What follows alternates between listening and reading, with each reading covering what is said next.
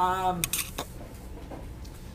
so we started off with our basic household and firm setup, right? Specialization. These people are actually over here. This is who we really care about in society.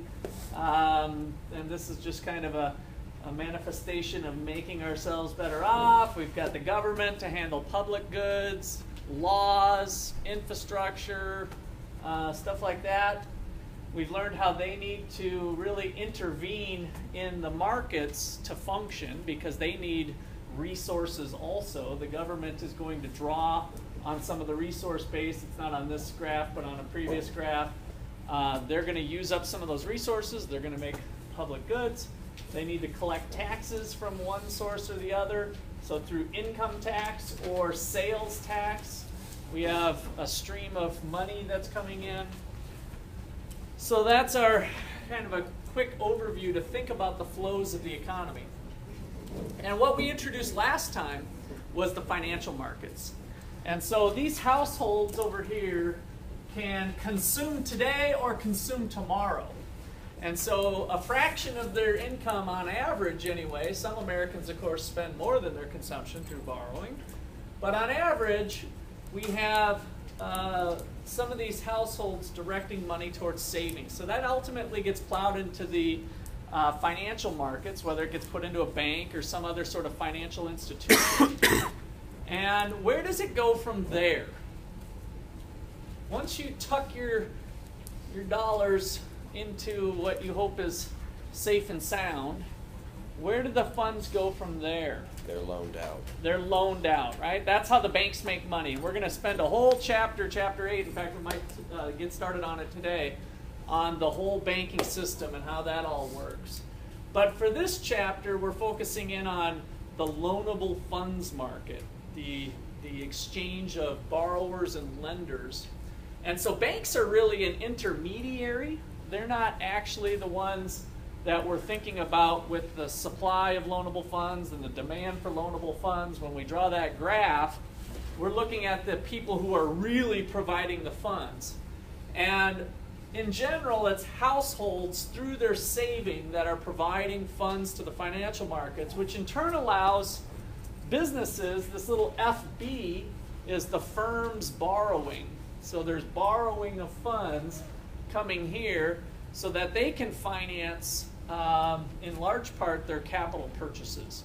New buildings, new machines, new things, purchasing inventory, all sorts of things that businesses are using to help their business prosper.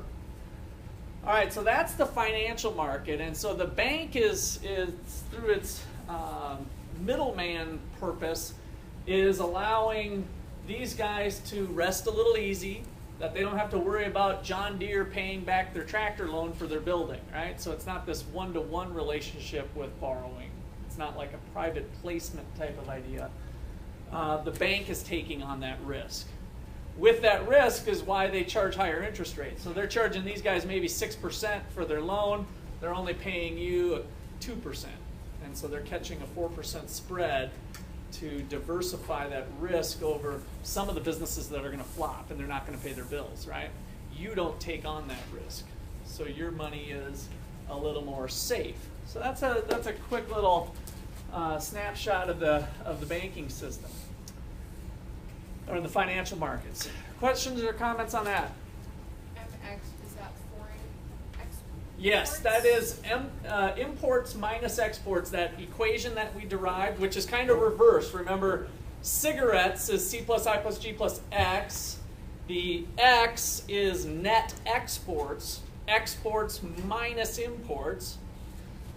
The reason that is M minus X is that represents the amount of money that China is providing our financial markets. Essentially how much we're borrowing from China. So the financial markets are global in nature. People from around the globe are looking for the highest rate of return, whether they're in Germany, Japan, China, other places. So we have this capital market that's very global. And if we have a trade deficit, we're importing more than we're exporting, we have to take a loan out for that. That's what that figure's capturing, is the amount that we have to take a loan out So the Chinese are putting money into our financial markets. We're putting money into our financial markets. And businesses are the net borrowers or the big borrowers here. But we're going to spend some time today wrapping up the government's part of borrowing as well. Okay, anything else? That help out with that? Okay. So our market has a supply and demand curve. And what is the price of loanable funds? When we draw a supply and demand curve, we usually have the quantity of beer and the price of beer over here, something like that. Here we're measuring loanable funds, the amount of funds that people are borrowing and or lending, depending on whether we're looking at the supply curve or the demand curve. And what is the price of loanable funds? The interest rate, right. So what kind of interest rate was it? It's a special kind of interest rate. The real interest rate. And what was so real about it? What does the word real imply, just in general? Removal of the price effect. It's removed the price effect. It removed inflation. So it's got your real purchasing power in it, whether we're talking about the real wage, real GDP. Now we're looking at the real interest rate. And so the interest rate is the price of money. One way to think about that is if you go into the bank to buy $1,000 because you want to buy a car, and it's a $2,000 car. You saved up $1,000 and you want to borrow $1,000. If you want to go in and buy $1,000 from a bank, what's the price that you pay? They hand you $1,000. What do you pay them back with? Interest, right? You pay them back more than $1,000. That is the price of the $1,000. So I know it's kind of weird, little slip of the tongue on how we think about that, but the interest rate truly is the price of money today. If you grab some money today from somebody else, what does it cost you? If you just took it, it's going to cost you some jail time if you get caught. But if you did it through a contractual obligation, then you're going to pay back more than the money you got in hand at the time. All right, so here is our loanable funds market. The wrinkle that we left off last time was thinking about the government's role in this market if they are doing some borrowing. And so we made a distinction between the demand for loanable funds for companies by putting a little P in front of it. And so we're calling this the private demand for loanable funds. So the P, I'm going to take a little more time to... So this is the private demand for loanable funds. And so what this means is no government. Just thinking about the businesses in here. And by the way, it could be households. But again, the businesses on net, remember, were our borrowers. So they're the demanders. All right, so if the government is a borrower, if the government runs a deficit like the USA for 30 to 40 years, if the government runs a deficit, then the DLF curve includes both private agents and government.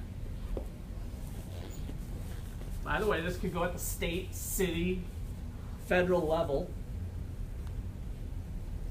Cities borrow money to do things, states borrow money. They're all kind of got into this habit of borrowing from tomorrow to pay for today. All right. if that's the case, then the private demand for loanable funds lies inside the regular old demand for loanable funds that we've been drawing the whole time.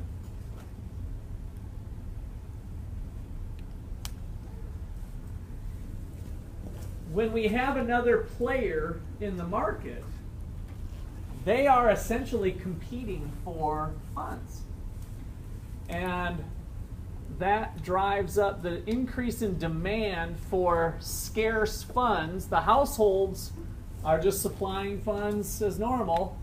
The upward sloping supply of loanable funds curve, we define that, hey, if the interest rate goes more, people will save more, right? So we have a movement along the supply of loanable funds curve from A to B.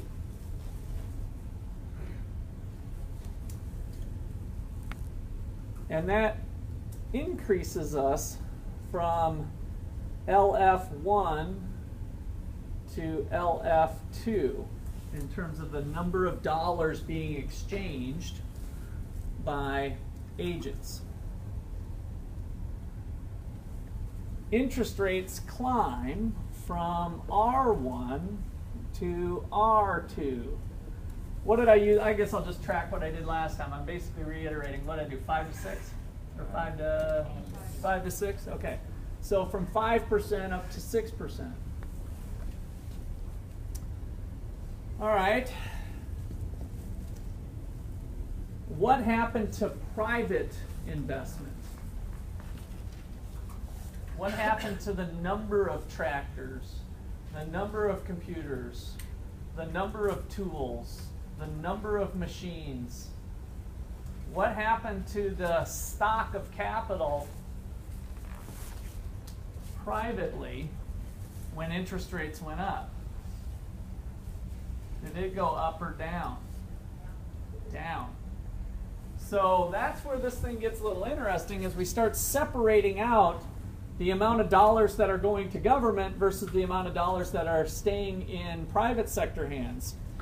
So the private demand for loanable funds hasn't changed. It's just that interest rates have gone up because the government got involved in the market. So interest rates climbed to 6, but the private demand for loanable funds actually went down. So PLF1 is lower than where we started. We started here, and I should say a 2 here would probably be better. So now we've got the total amount of loanable funds increasing, but that's because the government jumped into the picture. And so this horizontal distance here represents the amount of funds the government is borrowing. That is the deficit.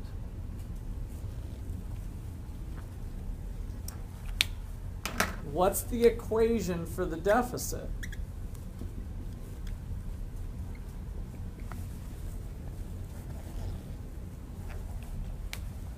If you had to flip your equation goggles on real quickly, what is the deficit?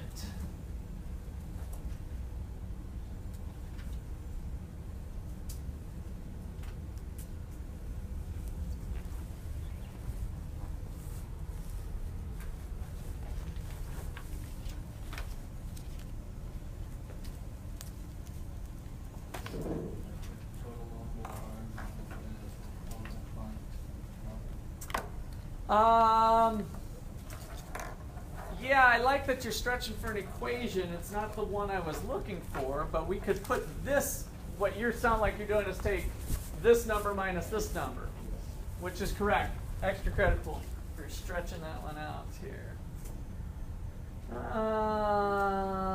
Let's see. What is our other, so I thought I had you here. Shoot your name, Chris. Forget now, Chris, sorry.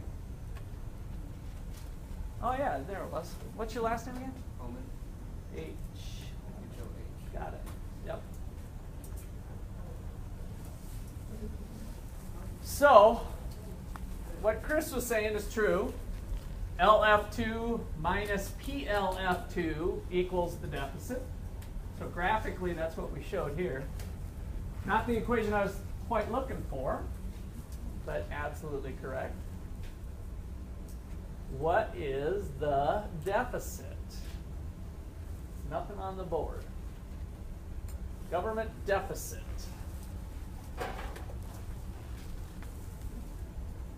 This little picture might help. The government runs a deficit. What's true about some variables?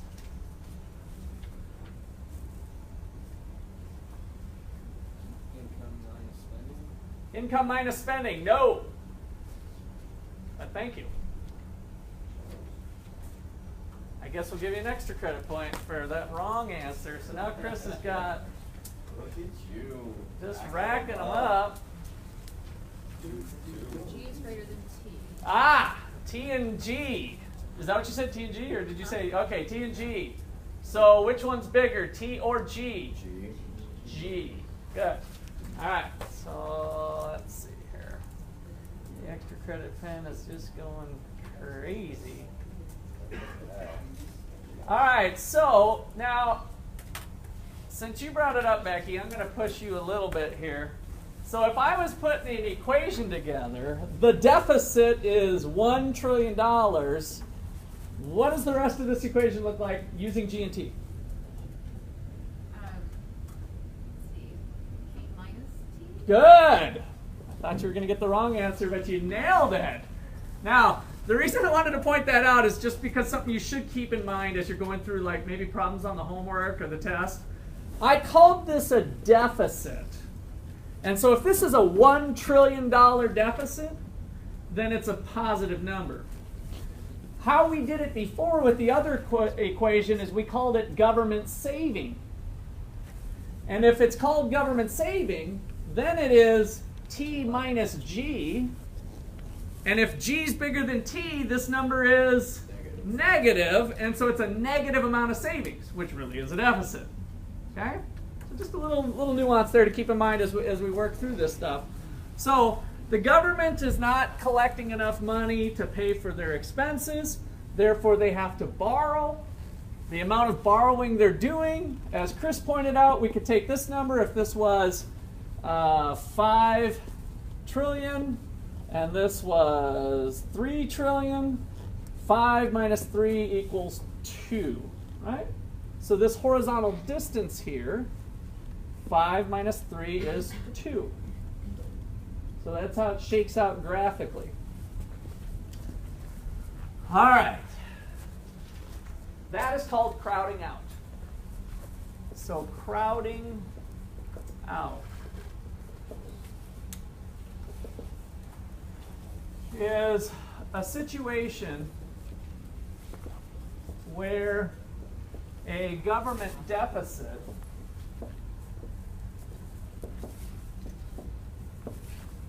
causes an increase in the interest rates,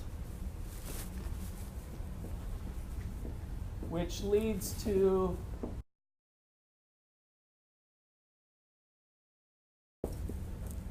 an investment, which is our I from C plus I plus G plus X. Note that using this model, it's coming from a decrease in loanable funds. But ultimately, crowding out is speaking towards the amount of investment that's going out. The private sector is being crowded out by the government in the loanable funds market. So note, the deficit leads to a decrease in the private demand for loanable funds, which is what we showed over here, which is the decrease in I. But when we speak of crowding out, we're really thinking about kind of a negative thing here in terms of the private sector not getting as much in the capital bucket.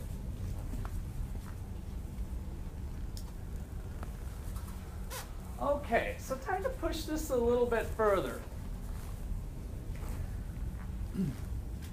If the government, I want you to put your household cap on. So I kind of want you to flip back to this side of the island, right? Currently we were over here, we were the businesses that weren't able to borrow as much to buy tractors and machines. I want you to jump over here and think to yourself of a government running a persistent deficit. If the government runs a deficit, how might you change your behavior as a household?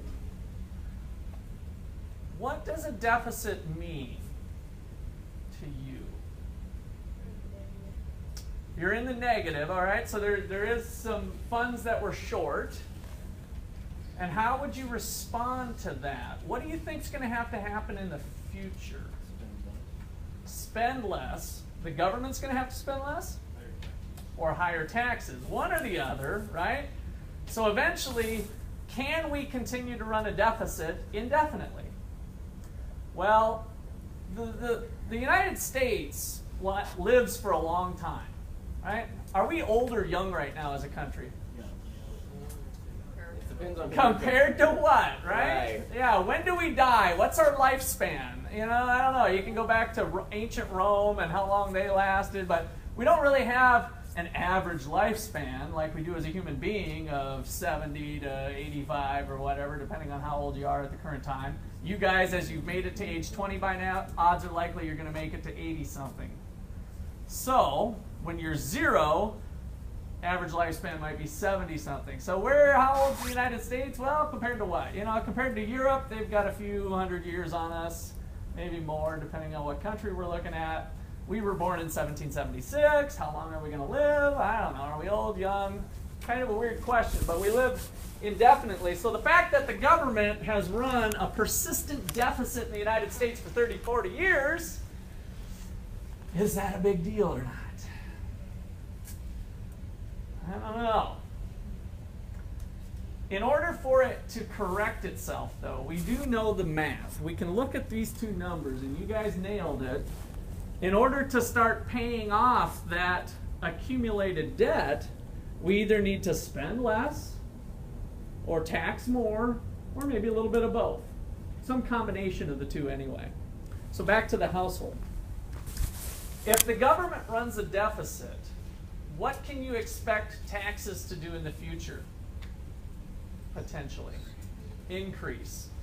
What might you do today differently to kind of protect yourself? What might you save more, right? So you might change your saving behavior, is what the rational agent might do to try to protect their long-term wealth. If they know the government is running a deficit and that taxes might be going up in the future, maybe I ought to start saving more today. And so if I was consuming 90% and saving 10%, maybe I'll start saving 15% and consuming 85%, right? I kind of change that composition of consumption and savings potentially. Did you have a comment, Brendan? What if you wanted to spend more so you didn't have to pay more taxes later? How would that work? What do you mean?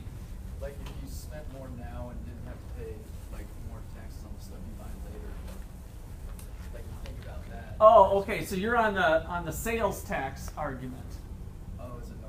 Right? No, I mean, I'm glad you brought that up because you're bringing up something we're going to study down the road with, is it better to tax consumption or is it better to tax income? You know, what's a better place? Should we do both like the United States does currently? Or would we be better off changing the tax system around somehow? And so you kind of brought up an interesting point, is if it is all through a consumption tax, then we might want to buy consumption goods now and store them up, like just even save them. So we hold our savings in the form of extra, 1,000 boxes of Twinkies, since those don't go bad.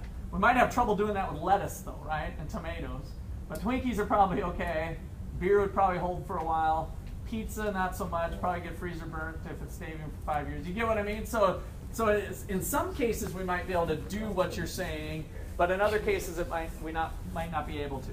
And so if we're collecting that tax through income, then we probably need to save a little bit more today. All right, so a guy by the name of Robert Barrow in the 1970s kind of brought this to light, and he wrote a journal article in a very reputable economics journal. And I can't remember if it was one of the referees or if it actually went to publication first, but somebody cried foul and say, hey, David Ricardo thought about this. You guys remember Ricardo? If you don't, you need to for Wednesday. But we did the Production Possibilities Frontier and the Gains from Trade. That was David Ricardo. He's the guy that went to England and convinced the King of England to do some trade with France. That was Ricardo back in the early 1800s. And apparently Ricardo had stated this concept. He didn't develop it as much as Barrow did. So what we're going over now is now called the Barrow-Ricardo effect. Or actually, we'll put Ricardo first there. I can't remember if it's Ricardo Barrow or Ricardo Barrow Ricardo. Anyway, both these guys get some credit for what they did. And here's what Barrow highlighted that Ricardo did a while back too. He said, what's the case if households save money to offset future tax liability? Look at what happens here. If a deficit induces households to save, what changes up here? What changes from the result? The supply. Shifts to the right or to the left? Chloe. Right or to the left? So if people are saving more money in response to an expected future tax liability, they think taxes are going to go up in the future because the government's been spending more money than they're collecting in taxes now. And so they increase their savings. On this graph, does that mean a shift to the right or to the left? Right. To the right. Right. So an increase in savings at every interest rate. What happens to this crowding out effect?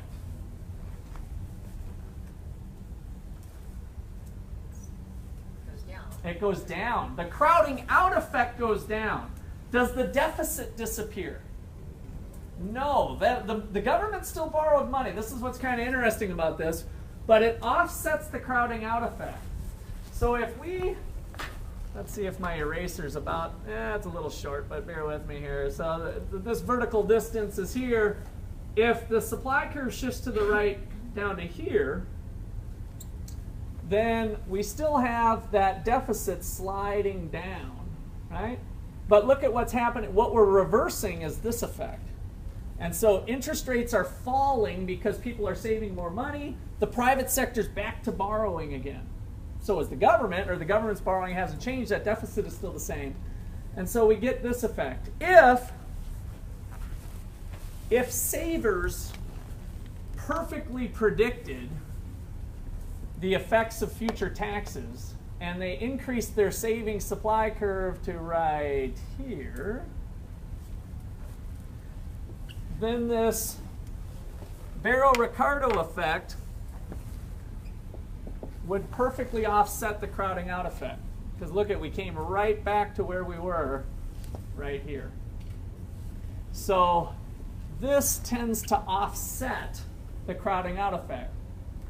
All studies in the real world show that we don't do this perfectly. We partially offset some of that. So it goes a little bit this way, but not perfectly offsetting. So this is kind of a theoretical possibility that doesn't really tend to happen in the real world. And so when we look at that, we have an increase in the supply that somewhat offsets the initial increase in demand due to the deficit. All right, questions or comments on that?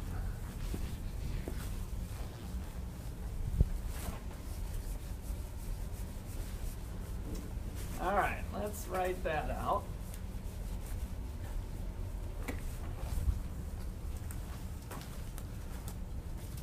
All right, so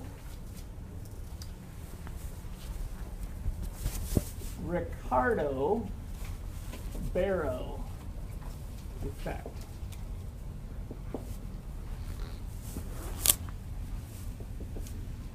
Households increase savings today to offset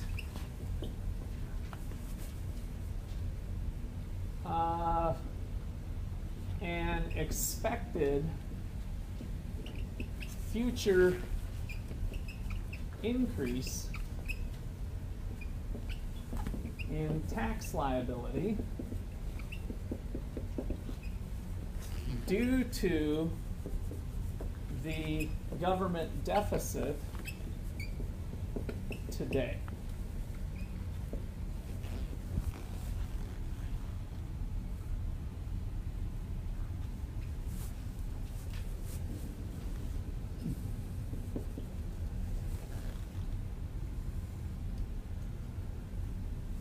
So,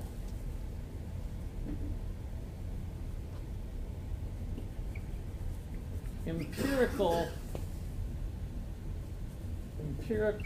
research shows that the crowding out effect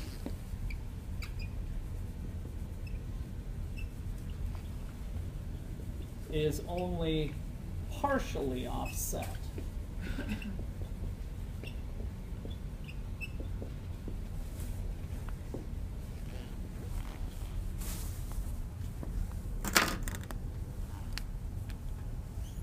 What does that mean in layman's terms? The increase in the supply of loanable funds is a little bit.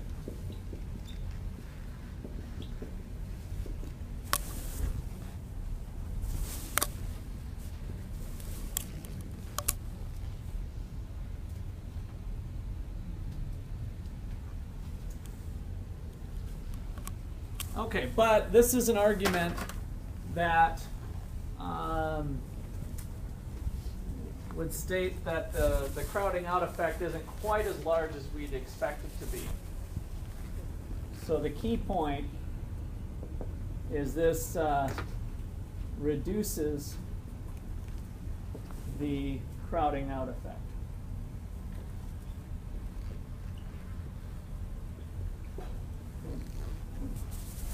Reduces the crowding out effect.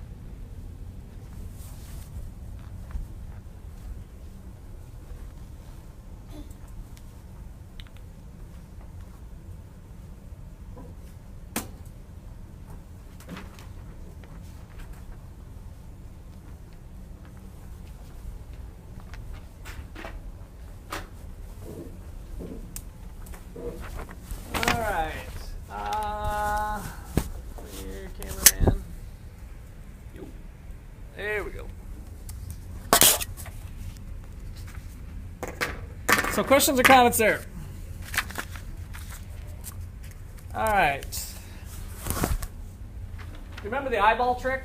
You need to know the eyeball trick. You guys will practice that on your practice exam here. So I thought this would be a good exercise to do today. Write three graphs side by side with each other. We're going to relate this to this chapter in thinking about the global marketplace for capital or loanable funds.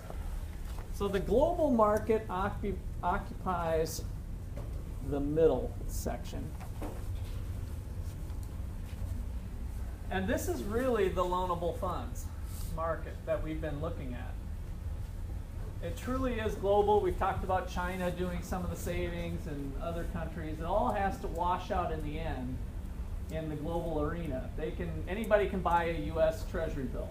Doesn't matter what country you're in. There's no restrictions on that. American households can buy them. American firms can buy them. The Federal Reserve can buy them, as we'll go into Chapter 8. And so what we have is a bunch of international borrowers and lenders. What do you think the United States is? Are they an international borrower or lender? Borrower, right? So we are a borrower. Because our imports exceed our exports, it's more than just China that we owe money to, but we are a net borrower. So over here are countries like the United States that we're going to call an international borrower. So we can put like the USA, an international borrower. And over here are countries like China that are an international lender. like China.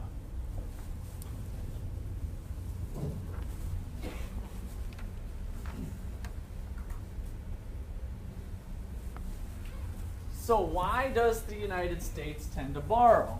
Well, their interest rates domestically tend to be higher. So I want to put a supply and demand curve in the United States or any other borrowing country. Just draw some sort of regular old supply and demand curve that's up here at a higher interest rate.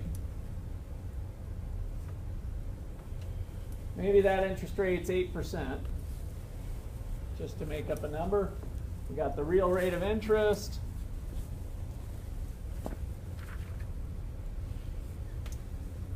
If interest rates around the globe are 8%, are Americans going to borrow any money from the rest of the world?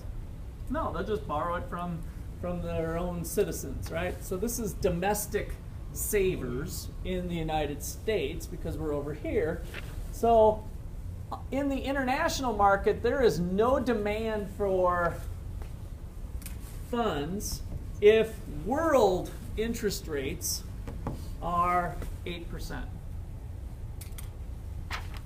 However, as interest rates fall, there is a demand for funds. So at an interest rate down here, if interest rates were real low at, I guess I'll call this 2%, the Americans want to borrow this much funds, so this is domestic loanable funds demanded.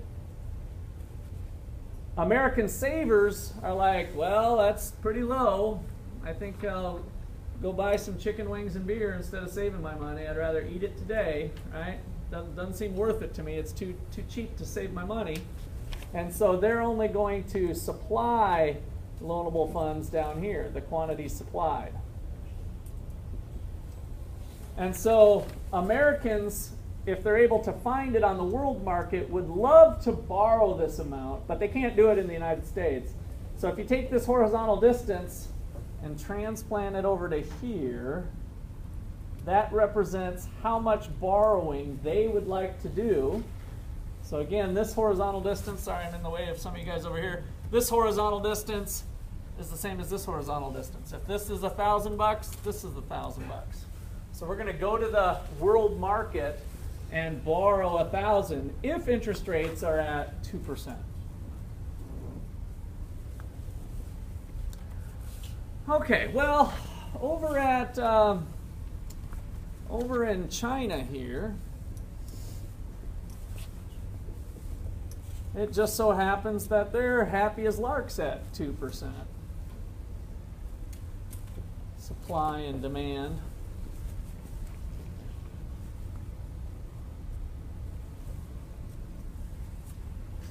So the Chinese and other lenders like them are not going to supply any funds to the world market if the world is only paying 2. Why? Because they're happy as larks in their own country. Supply equals demand, no problems, right? Quantity supplied equals quantity demand at 2%. However, if interest rates were high, even something obnoxious like 8, they would go crazy. The Chinese households would start saving money like crazy, right? Chinese businesses would reduce the amount of borrowing they're doing because 8's way higher than 2, so they're going to cut back. But this excess supply or this surplus of funds is going to be dumped onto the world market. And so that horizontal distance comes over here and gets dumped onto the world market.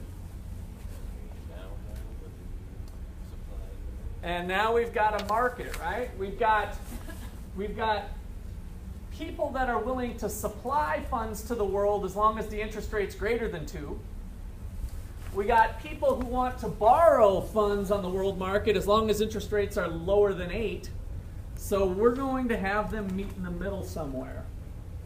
And this is the eyeball trick, is that we know at the end of the day, the amount of borrowing has to equal the amount of lending. what these guys supplied in terms of funds is what these guys got. Debits equal credits. This is back to accounting concept.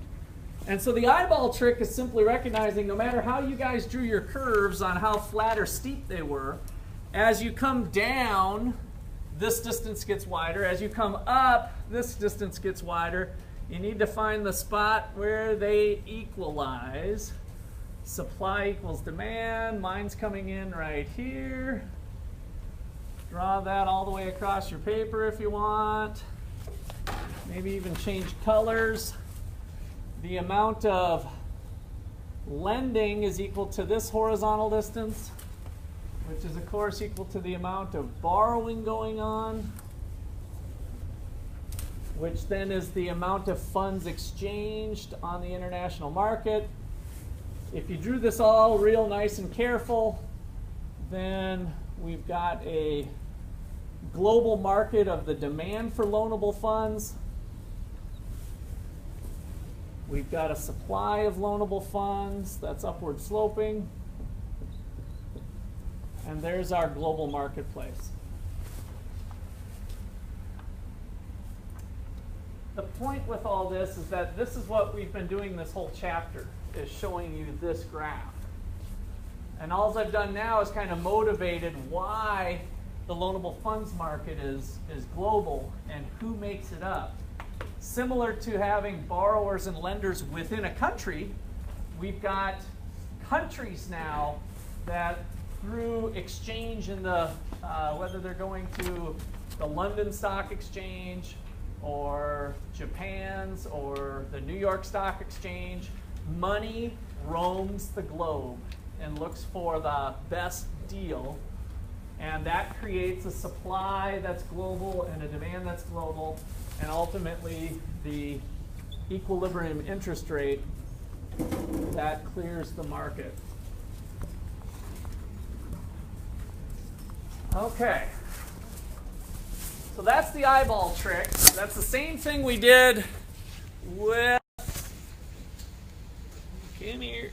That's the same thing we did with imports and exports in that international trade chapter, except we were talking about cars or whatever, wine or something. So now we're just talking about funds being traded back and forth. All right, questions or comments there? Is there a possibility, well, no, I guess I'm answering my question here. Well, what's your question? I'll still... I guess like the idea of surplus or shortages as far as like the global market concerns, like. So yeah, so the question was, is there surplus or shortages that I guess go on, you're thinking, in the world market? Yeah.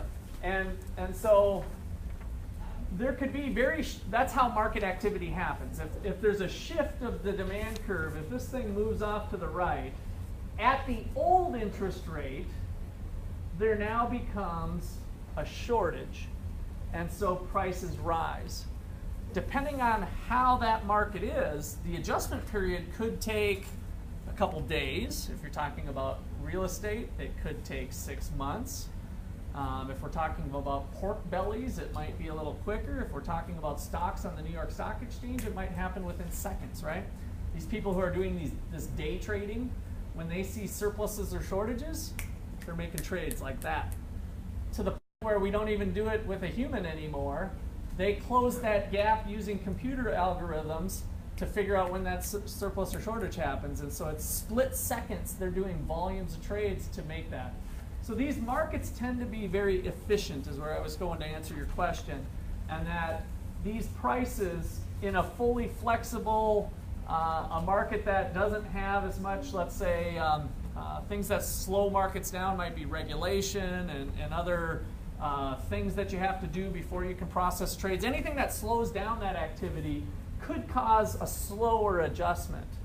But otherwise, financial markets tend to be one of the most efficient markets out there. And so price adjustments happen very quickly. That's that ticker tape in the New York Stock Exchange that you go by. There's activity moving all the time, prices going up and down. Where it started at the beginning of the day might be a different place where it closed at the end of the day due to the activity throughout. Okay? Anything else or questions or comments there? All right, looks like a good place to stop. We'll see you Wednesday.